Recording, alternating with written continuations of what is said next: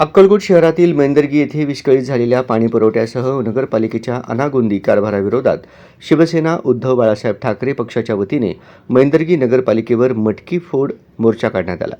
यावेळी मुख्य अधिकारी आशिष वाळुंज यांना निवेदन देण्यात आले। यावेळी सोलापूर जिल्हा संपर्क प्रमुख अनिल कोकीळ, विधानसभा संपर्क प्रमुख उमेश सारंग, जिल्हा अध्यक्ष अमर पाटील, जिल्हा उपाध्यक्ष सुनील कटारे, तालुका अध्यक्ष आनंद बुक्कानवरे, शहराध्यक्ष मल्लीनाथ आरबतकल, धनराज चव्हाण तसेच अल्पसंख्याक शहराध्यक्ष मोहम्मद पठाण, जगदीश चव्हाण, जिल्हा महिला प्रमुख प्रिया बसवंती, औदुंबर पुजारी, आदित्य हिवारे, भीमा भासगी, बसवराज पुजारी आदींसह शिवसेना बाळासाहेब उद्धव ठाकरेंचे कार्यकर्ते व नागरिक मोठ्या संख्येने या मोर्चेला उपस्थित होते।